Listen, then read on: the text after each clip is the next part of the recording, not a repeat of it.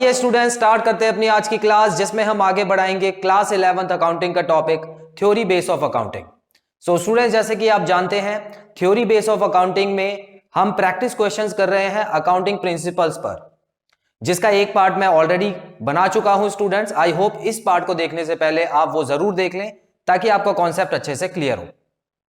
सो आज की क्लास में भी मैं कुछ प्रैक्टिस क्वेश्चंस लेके आया हूं, जिसमें हम प्रिंसिपल ऑफ अकाउंटिंग को और अच्छे से और गहराई से जानने की कोशिश करेंगे।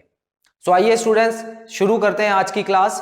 सो मैंने यहाँ पे कुछ क्वेश्चंस लिखे हैं हमेशा की तरह, जिनको हम पहले पढ़ेंगे, उसका अच्छे से मतलब समझेंगे और उसके बाद उसमें जो अकाउंटिंग प्रिंसिपल इन्होंने पूछा होगा वो हमको बताना होगा।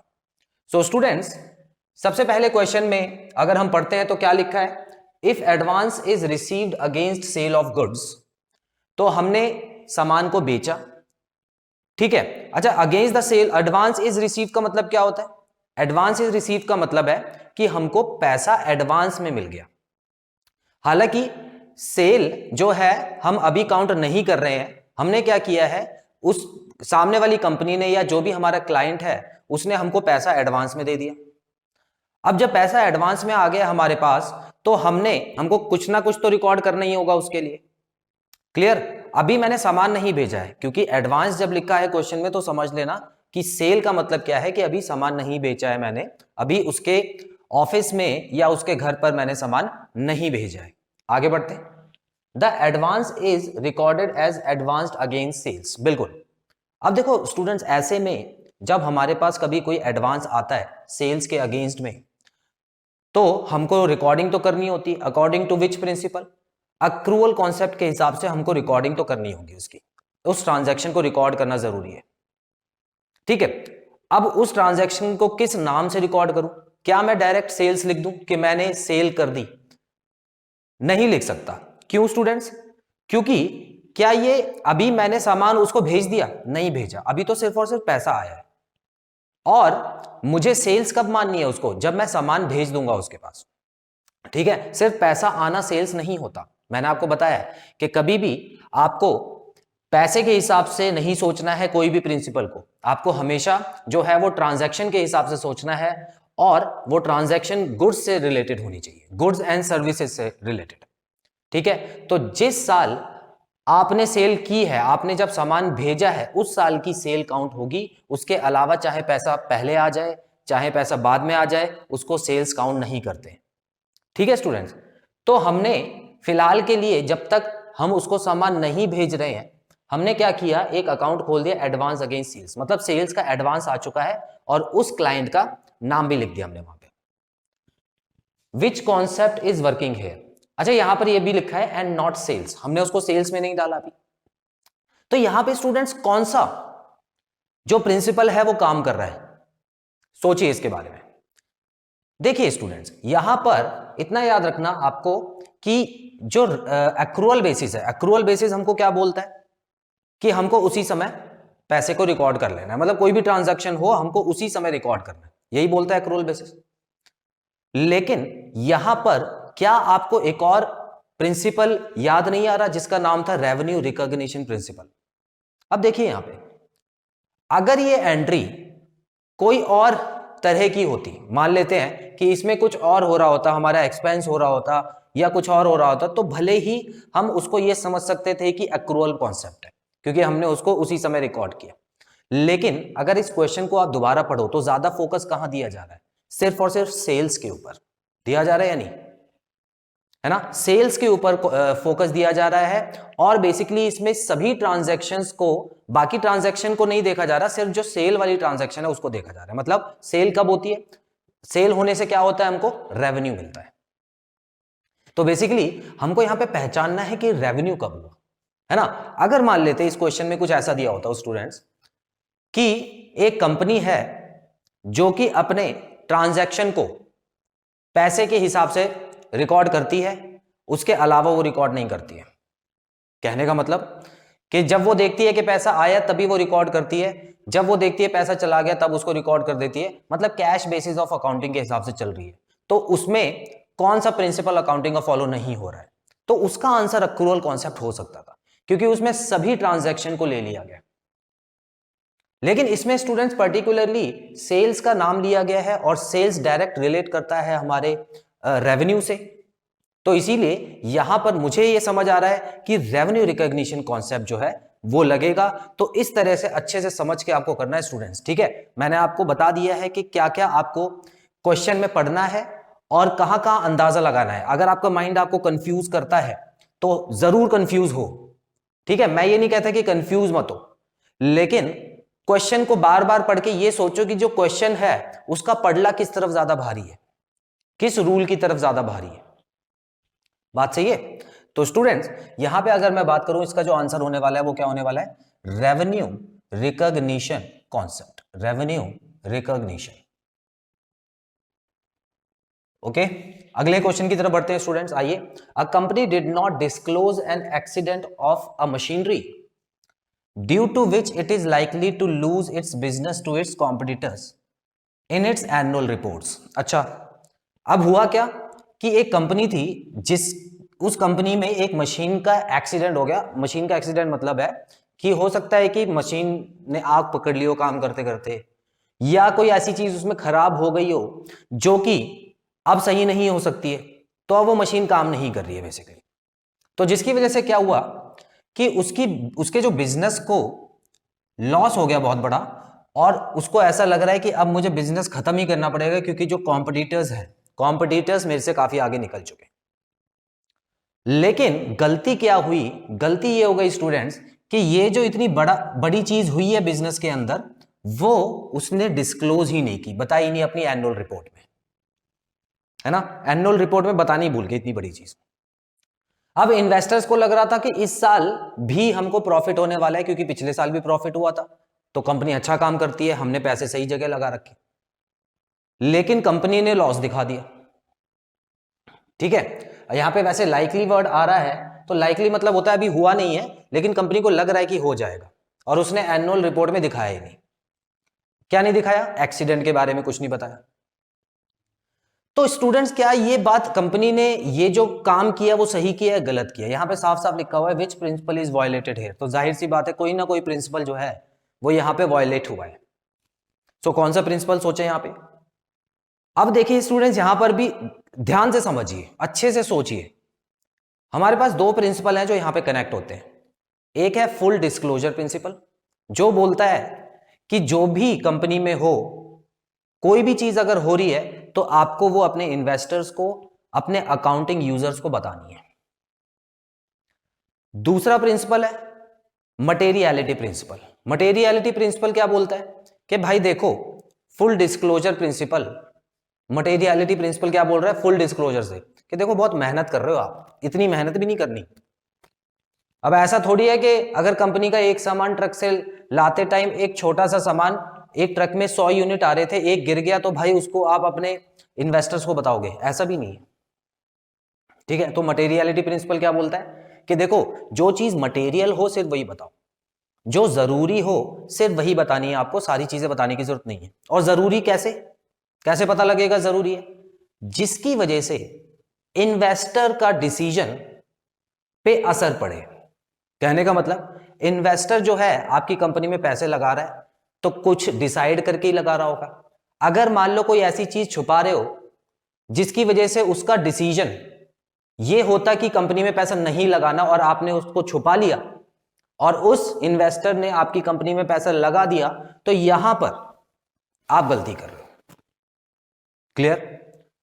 तो स्टूडेंट्स यहां पर तो एक बहुत ही बड़ी चीज हुई है इस बिजनेस में।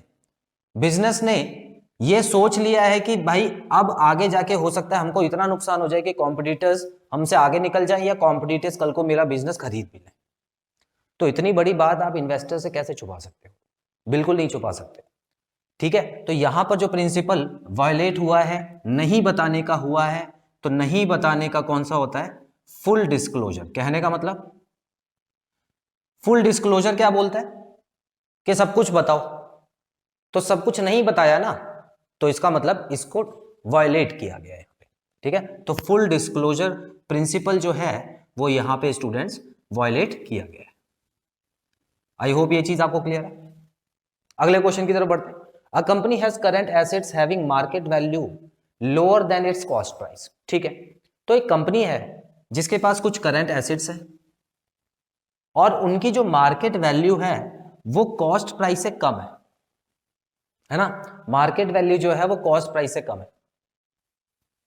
The company continues to show them at cost price, लेकिन फिर भी कंपनी कॉस्ट प्राइस पे ही उसको दिखा रही है। ठीक है, कंपनी कॉस्ट प्राइस पे ही उसको दिखा रही है। देखो मार्केट वैल्यू जो है वो कॉस्ट प्राइस से कम हो गई है। ठीक है, तो यहां पे कोई प्रिंसिपल क्या उन्होंने वायलेट किया है या नहीं किया है? स्टूडेंट्स ध्यान से समझिए, यहां पर भी दो तरीके के प्रिंसिपल आएंगे। ठीक है, अब बात करते हैं दोनों के बारे में। पहला प्रिंसिपल क्या बोलता है? पहला तो हिस्टोरिकल कॉस्ट प्रिंसिपल है, क्योंकि हिस्टोरिकल कॉस्ट में क्या आ रहा था स्टूडेंट्स? कॉस्ट के बारे में आ रहा था, तो बिल्कुल आपका डाउट वहां पे जा सकता है। हिस्टोरिकल कॉस्ट प्रिंसिपल क्या बोलता है कि जो भी सामान आप लो उसको आप अपने अकाउंट्स में कॉस्ट प्राइस के हिसाब से ही दिखाओ, भले ही मार्केट में उसका कोई भी दाम चल रहा हो, भले ही आपने उसको 10 साल पहले क्यों ना खरीदा हो, लेकिन आपको उसको कौन सी कीमत पे दिखाना है स्टूडेंट्स? जो कॉस्ट प्राइस है उसी पे दिखाना है। ठीक है, ये हिस्टोरिकल कॉस्ट है ना, हिस्ट्री के हिसाब से कॉस्ट को लेके चलना है आगे। वहीं दूसरा प्रिंसिपल आ जाता है। दूसरा प्रिंसिपल क्या बोलता है? उसका नाम क्या है? Prudence concept. ठीक है, प्रूडेंस मतलब एक समझदारी वाला कॉन्सेप्ट। प्रूडेंस कॉन्सेप्ट बोलता है कि देखो अगर भविष्य में हमको नुकसान होने वाला हो तो उसको पहले ही नुकसान मान के चलो, और भविष्य में फायदा होने वाला हो तो उसको फायदा मान के चलने की जरूरत नहीं है। तो स्टूडेंट्स यहां पर आपका जो फोकस होना चाहिए वो एक जगह होना चाहिए, जो कि है करंट एसेट्स। करंट एसेट्स जो है ना वो इस कंफ्यूजन से आपको निकाल देगी। करंट एसेट्स में क्या क्या होता है स्टूडेंट्स? स्टॉक। बेसिकली जो स्टॉक होता है ना वो सबसे ज्यादा जरूरी है। तो हमारे पास जो स्टॉक पड़ा हुआ है वो मैंने कई साल पहले तो खरीदा नहीं होगा, वो मैंने आज ही खरीदा मान लो, या इसी साल खरीदा। अब वो स्टॉक जो है जैसे ही मैंने खरीदा 2-3 महीने बाद वो मार्केट में सस्ता होने लग गया। अब वो तो मुझे बेचना है ना, ऐसा तो नहीं है कि मान लो मैंने महंगे में उसको स्टॉक को खरीदा, ध्यान से समझिए, मैंने उसको महंगे में खरीदा, फिर 2 महीने का जब वेट किया उसके बाद वो सस्ते में बिक रहा है मार्केट में, तो अब मैं क्या उसको महंगे में बेच सकता हूं? बिल्कुल नहीं बेच सकता, कोई खरीदेगा ही नहीं मेरा सामान। मेरे कॉम्पिटिटर्स हैं जो आगे निकल जाएंगे मुझसे। तो यहां पर मुझे क्या करना है स्टूडेंट्स? प्रूडेंस कॉन्सेप्ट का यूज करते हुए मुझे अपने जो ये करंट एसेट्स हैं या जो भी स्टॉक है उसको मार्केट प्राइस, मार्केट वैल्यू या कॉस्ट प्राइस, इन दोनों में से जो भी कम होता है ना उस पे मुझे रिकॉर्ड करना होता है। ध्यान से समझना इसको। ठीक है, ये मैंने आपको प्रूडेंस कॉन्सेप्ट पढ़ाते टाइम भी बताया था जब मैंने उसकी एप्लीकेशन बताई थी। एक तो प्रोविजंस वगैरह में भी यूज होता है, और दूसरा कहां पे यूज होता है स्टूडेंट्स? जब भी स्टॉक की वैल्यू या करंट एसेट्स की वैल्यू मार्केट वैल्यू और कॉस्ट प्राइस के बीच में कंपैरिजन दिया हो तो वहां पर भी प्रूडेंस कॉन्सेप्ट आपको यूज करना है। लेकिन यहां पे अगर फिक्स्ड एसेट होता तो, अगर मान लेते मशीनरी, फर्नीचर, प्लांट, कोई ऐसी चीज होती तो वहां पर हम लोग हिस्टोरिकल कॉस्ट कॉन्सेप्ट ही लगाते स्टूडेंट्स। ध्यान से समझ लेना, हिस्टोरिकल कॉस्ट कॉन्सेप्ट।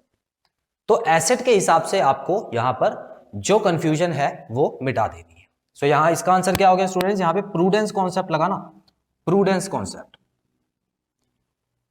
ठीक है, प्रूडेंस कॉन्सेप्ट प्रोविजन के लिए भी होता है और भी कई चीजों के लिए होता है, और मार्केट वैल्यू और कॉस्ट प्राइस, अगर स्टॉक की बात की हो, करंट एसेट की बात की हो तो प्रूडेंस कॉन्सेप्ट लगता है। सो स्टूडेंट्स आई होप ये आपको तीनों क्वेश्चन क्लियर है। स्क्रीनशॉट लेंगे फिर आगे बढ़ते हैं।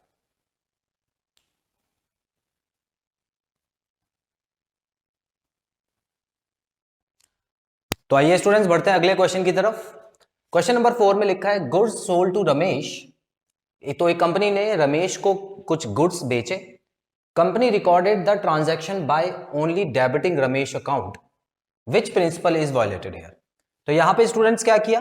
कंपनी ने जब रमेश को सामान बेचा तो उसने सिर्फ ओनली डेबिटिंग रमेश अकाउंट, मतलब रमेश अकाउंट को तो डेबिट कर दिया और क्रेडिट कुछ किया ही नहीं, या क्रेडिट करते समय वो कंपनी भूल गई होगी, कोई एरर हो गया होगा। सो यहां पर कौन से प्रिंसिपल का पालन नहीं हुआ है? सो स्टूडेंट्स इतना तो अब आप जान ही गए होंगे कि कौन सा प्रिंसिपल है। हमको पता है कि अकाउंट्स में कोई भी ट्रांजैक्शन होती है तो वो दो जगह जाती है, एक डेबिट में एक क्रेडिट में। तो बेसिकली यहाँ पे डेबिट तो कर दिया है लेकिन उसका क्रेडिट नहीं किया है, और यहां पर जो प्रिंसिपल वायलेट हुआ है वो कौन सा हो गया, dual aspect principle, dual aspect. ठीक है स्टूडेंट्स, तो डुअल एस्पेक्ट प्रिंसिपल क्या बोलता है कि जितना डेबिट होगा उतना ही क्रेडिट होगा। अब इसकी नॉर्मल एंट्री क्या पड़ती, देखिए गुड्स सोल्ड टू रमेश में अगर नॉर्मल एंट्री पड़ती तो क्या होता स्टूडेंट्स, एक तो होता सेल्स अकाउंट खुलता और दूसरा रमेश अकाउंट खुलेगा। रमेश अकाउंट क्यों खुलेगा, क्योंकि स्टूडेंट्स यहां पर कैश की कोई बात नहीं हुई है। देख सकते हो ट्रांजैक्शन में कैश नहीं मिला है तो इसका मतलब उधार में बेचा गया। ठीक है, अगर कैश होता तो रमेश लिखने की जरूरत नहीं थी, फिर हमारे पास कैश आ जाता, सेल्स हम कर देते, मतलब सामान हमारे पास से चला जाता। अब रमेश का अकाउंट हमने डेबिट कर दिया, मतलब ये इसका अकाउंट कौन सा खुलेगा, पर्सनल अकाउंट खुलेगा। ठीक है, ये वो अकाउंट्स है जिनके बारे में हम आगे चल के बात करेंगे, लेकिन फिलहाल समझने के लिए आप समझ जाइए यहाँ पे कि जो रमेश अकाउंट होगा वो डेबिट क्यों हो रहा है, क्योंकि उधार वाला जो अकाउंट होता है जिसको हम पर्सनल अकाउंट बोलते हैं, तो यहाँ पे उसके नाम का एक पर्सनल अकाउंट खुलेगा क्योंकि उसने हमसे उधार ले लिया। और पर्सनल अकाउंट क्या बोलता है, debit the receiver credit the giver. तो रिसीवर कौन है, रिसीवर हो गया रमेश, तो इसीलिए हमने उसका नाम को डेबिट कर दिया। क्लियर है। और सेल्स अकाउंट क्या होता है स्टूडेंट्स, हमारा जो सेल्स अकाउंट होता है, सेल्स और परचेज होता है, वो हमारे इनकम और एक्सपेंडिचर अकाउंट में आ जाते हैं, मतलब नॉमिनल अकाउंट में आता है वो। और नॉमिनल अकाउंट का रूल बोलता है कि debit all expense and losses credit all income and gains. तो क्योंकि सेल्स हमारी क्रेडिट है, इनकम है, तो इसीलिए क्रेडिट कर दिया उसको। ठीक है, फिलहाल आपको यह समझना है कि रमेश का अकाउंट डेबिट होना चाहिए था, सेल्स का अकाउंट क्रेडिट होना चाहिए था, तो कंपनी ने क्या किया, रमेश के अकाउंट को तो कर दिया लेकिन सेल्स अकाउंट में भूल गई। तो इस वजह से क्या होगा, अकाउंट्स में जब वो फाइनल अकाउंट्स बनाएंगे तो वहां पर जो बैलेंस शीट है वो बराबर नहीं आएगी किसी वजह से। ठीक है, ट्रायल बैलेंस में फर्क आ सकता है, बैलेंस शीट में फर्क आ सकता है, तो यहां पर हर चीज सोच समझ के करनी है स्टूडेंट्स। अगला देखते हैं, revenue must be recognised when it is realised and expense are recognised when incurred. अब स्टूडेंट्स यहां पे एक वर्ड आ रहा है रेवेन्यू, है ना, तो यहां पे रेवेन्यू रिकॉग्निशन कॉन्सेप्ट भी हो सकता है। हाँ सर बिल्कुल हो सकता है, क्योंकि मैंने ही तो बताया था कि जहां पे रेवेन्यू हो तो रेवेन्यू रिकॉग्निशन कॉन्सेप्ट लग सकता है, बिल्कुल बताया था स्टूडेंट्स। लेकिन यहां पर एक और कॉन्सेप्ट भी लग सकता है, दोबारा पढ़ते हैं। रेवेन्यू को तब पहचानना है जब रेवेन्यू मिल जाए, कहने का मतलब जब हम किसी कॉन्ट्रैक्ट में आ जाए। ठीक है, अब मान लो मैंने सेल की तो मैंने सामान उसको भेज दिया, अब पैसा जो है वो बाद में आ रहा है, तो कोई बात नहीं, पैसा बाद में आ जाएगा। हम पैसे के हिसाब से थोड़ी चलते हैं अकाउंट्स में, हम किसके हिसाब से चलते हैं, जब रियलाइज हो जाता है, मतलब जब हमने सेल कर दी, जिस दिन मैंने सामान भिजवा दिया तो रेवेन्यू उस डेट को डाल दूंगा मैं। And expenses are recognised when incurred, और एक्सपेंस कब पहचानेंगे, जब हमारा खर्चा जिस साल हो गया। कहने का मतलब अगर मान लो मैंने किसी वर्कर से काम करवाया पहले साल में और उसकी सैलरी दी अगले साल, तो काम तो पहले साल में ले लिया ना मैंने, तो इनकर्ड कर दिया, इसका मतलब मैंने खर्चा वहां पे कर दिया, भले ही पैसे मैं अगले साल दूं लेकिन खर्चा वो पहले साल का ही होगा। अब यहां पे स्टूडेंट्स इस एक लाइन में आपको दो चीजों के बारे में बता दिए, एक रेवेन्यू के बारे में और दूसरा किसके बारे में, एक्सपेंस के बारे में। अच्छा, रेवेन्यू रिकॉग्निशन कॉन्सेप्ट नाम क्यों पड़ा होगा, क्योंकि सिर्फ और सिर्फ रेवेन्यू पहचानना है आपको, एक्सपेंस नहीं पहचानना उसमें, है ना, तभी तो सोच समझ के रेवेन्यू रिकॉग्निशन कॉन्सेप्ट का नाम पड़ा होगा। सोचो जरा ध्यान से, नहीं तो रेवेन्यू के साथ एक्सपेंस भी डालते। तो स्टूडेंट्स इसकी निशानी यही है। ठीक है, अब ये वाला जो कॉन्सेप्ट है ना, अगर सिर्फ और सिर्फ यहां तक दिया होता तो इसमें रेवेन्यू रिकॉग्निशन कॉन्सेप्ट बिल्कुल आता, लेकिन क्योंकि ये एक्सपेंस भी दे दिया ना यहाँ पे कि एक्सपेंस की बात हो रही है, तो एक्सपेंस जो हो गया वो पूरा का पूरा जितनी भी ट्रांजैक्शंस है उसको कवर कर रहा है। तो बेसिकली स्टूडेंट्स ये हो जाएगा दूसरा प्रिंसिपल जो कि इससे कनेक्ट करता है, जिसका नाम है अक्रूवल कॉन्सेप्ट। अक्रूवल कॉन्सेप्ट कि भाई जब भी ट्रांजैक्शन हुई, जब भी सामान लिया या दिया गया, तभी आपको उसको रिकॉर्ड कर लेना है, आपको कैश के ऊपर नहीं जाना। सिर्फ कैश के हिसाब से सोचोगे तो गलत एंट्रीज पड़ जाएगी। क्लियर स्टूडेंट्स, तो यहां पर आप अक्रूवल डालोगे, रेवेन्यू रिकॉग्निशन नहीं डालना इसमें। आगे बढ़ेंगे। Purchase of pen is treated as expense. अब ये बड़ा अजीब सा क्वेश्चन है और सिंपल भी है, कुछ खास नहीं है। Purchase of pen is treated as expense.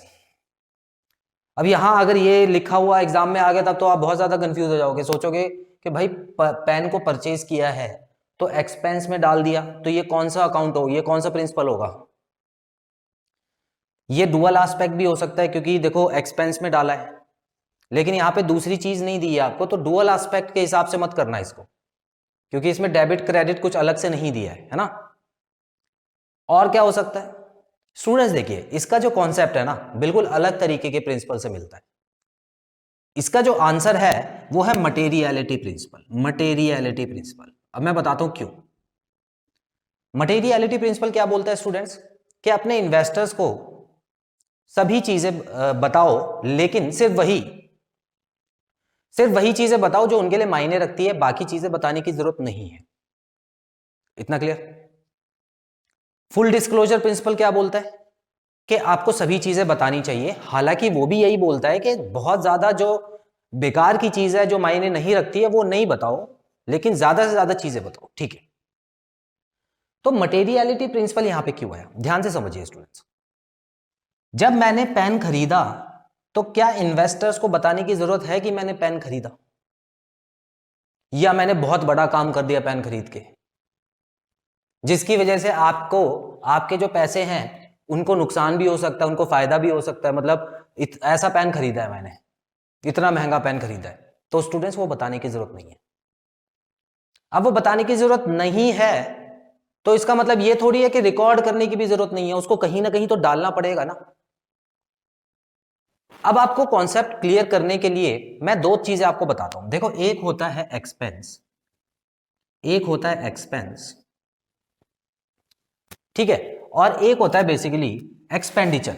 हालांकि एक्सपेंडिचर जो है, देखिए एक्सपेंडिचर, अब यहां पे आप ऐसे समझ लिए, एक होता है एसेट, एसेट पे किया गया खर्चा, ठीक है। एसेट पे किया गया खर्चा भी एक्सपेंडिचर की तरह हम ले सकते हैं। एक्सपेंस और एक्सपेंडिचर में ये फर्क होता है स्टूडेंट्स। एक्सपेंस जो होता है वो उसी साल के अंदर खत्म हो जाता है, मतलब जिस चीज पे हमने खर्चा किया हो अगर उसका असर एक साल में ही खत्म हो जाए तो उसको बोलते हैं एक्सपेंस। लेकिन जिस चीज पे मैंने खर्चा किया उसका असर कई सालों तक चला तो उसको बोलते हैं एक्सपेंडिचर, ठीक है। अब मैंने एसेट क्यों लिखा है, हालांकि यहां पे एक्सपेंडिचर भी आप लिख सकते हो। एक्सपेंडिचर और एक्सपेंस में जो डिफरेंस है वो मैं आपको जब दूसरा चैप्टर पढ़ाऊंगा तो उसमें अच्छे से समझाऊंगा, ठीक है। तो आप देख सकते हैं यहां पे स्टूडेंट्स, एक्सपेंस और एक्सपेंडिचर। ये जो एक्सपेंस होता है स्टूडेंट्स, ये कंपनी अपने ऊपर जिम्मेदारी लेके चलती है कि इतना खर्चा तो हमारा होता ही है, नॉर्मली होता है। देखो कंपनी है ना, कंपनी ऐसा बहुत कम होता है कि स्टार्टिंग में ही पैसा उसने उठा लिया कहीं से, इन्वेस्टर से पैसा उठा लिया स्टार्टिंग में, ऐसा नहीं होता। स्टार्टिंग में कुछ साल उसको खुद काम करना पड़ता है बिना कहीं से पैसा उठाए, ठीक है। अपने जान पहचान वालों से पैसा उठा सकती है, बैंक से उधार ले सकती है, लेकिन बड़े बड़े इन्वेस्टर बाद में आते हैं। तो इन्वेस्टमेंट से पहले उसका कुछ बिजनेस रहा होगा जो उसने खुद संभाला होगा, जिसमें उसको कुछ इनकम और एक्सपेंस हुआ होगा। तो जो पेन लेती है, वो पेन लेती है, छोटी मोटी चीज है जो भी कंपनी लेती है, उसको वो बोलती है देखो ये हमारी जिम्मेदारी है, आप इसके लिए पैसे नहीं मांग रहे हम आपसे, इतना तो खर्चा हो ही जाता है हमारा, ठीक है। तो जो भी चीज एक्सपेंस में चली गई ना स्टूडेंट्स, तो कंपनी बोलती है इसकी जिम्मेदार मैं हूं, इसमें इन्वेस्टर्स की कोई जिम्मेदारी नहीं है। पेन पेपर स्टेशनरी जो भी खर्चा आएगा वो मैं संभालूंगी अपनी तरफ से। तो छुप गया ना इन्वेस्टर से, है ना। इसका मतलब इन्वेस्टर को इसकी चिंता करने की जरूरत नहीं है, कंपनी एक्सपेंस कर रही है अपने। लेकिन अगर वही चीज में एसेट में दिखा देता ना स्टूडेंट्स, एसेट में दिखा देता है, एक्सपेंडिचर में दिखा देता, तो वो आ जाता है इन्वेस्टर्स के ऊपर भी, क्योंकि एसेट और लायबिलिटीज का जो ज्यादा असर पड़ता है वो इन्वेस्टर्स पे पड़ता है, ठीक है। अगर मैं वो पेन को इन्वेस्टर्स को दिखाता कि ये देखो आपके पैसों से इतना भी खर्च हो गया, तो इन्वेस्टर बोलते कि क्या ये छोटी मोटी चीजें हमको बता रहे हो आप, ऐसे तो आपको पेन की रिफिल खरीदनी होगी कल तो वो भी बताओगे हमको, हमारे पैसों से ले लो। और इन्वेस्टर को कोई फर्क भी नहीं पड़ता इससे, है ना, कोई खास फर्क नहीं पड़ता। तो इसीलिए स्टूडेंट्स, अगर यहाँ पे कोई मशीन होती वो एसेट में जाती, इन्वेस्टर को दिखाई जाती कि ये देखो पर्टिकुलर मशीन, और एक्सपेंस नाम से सारे एक्सपेंस आ जाते हैं, उसमें इन्वेस्टर चाहे तो देख सकता है और अगर नहीं मन है उसका तो इग्नोर भी कर सकता है, छोटे मोटे एक्सपेंस होते हैं। तो आई होप ये चीज आपको क्लियर है। तो परचेज ऑफ पेन जो होता है ना स्टूडेंट्स, वो एक्सपेंस में डाला जाता है, तो इसका मतलब है कि उसको छुपा लिया गया है फिलहाल के लिए, कंपनी उसकी जिम्मेदारी खुद पे ले रही है। तो बेसिकली ये जो है मटेरियलिटी प्रिंसिपल है, ठीक है। तो यहां पे कंपनी ने क्या किया है, बताने की कोशिश नहीं की है इन्वेस्टर्स को। तो आई होप ये वाली चीज क्लियर है आपको, ठीक है। अगर यहां पे लिखा होता है ना कि एसेट, अगर कोई परचेज ऑफ एसेट है जिसको उन्होंने एक्सपेंडिचर में लिखा है या एसेट अकाउंट में उसको डाला है, तो याद रखना उसमें फुल डिस्क्लोजर प्रिंसिपल डालना। उसमें क्या होगा, फुल डिस्क्लोजर, क्योंकि सारी चीजें बताई जाती है। एसेट तो एक बड़ी चीज होती है। Clear students? आई होप आपको ये चीज, ये क्वेश्चन जो है वो क्लियर हुए स्टूडेंट्स। तो इसका स्क्रीनशॉट लेंगे, उसके बाद मैं वीडियो को कंक्लूड करता हूं।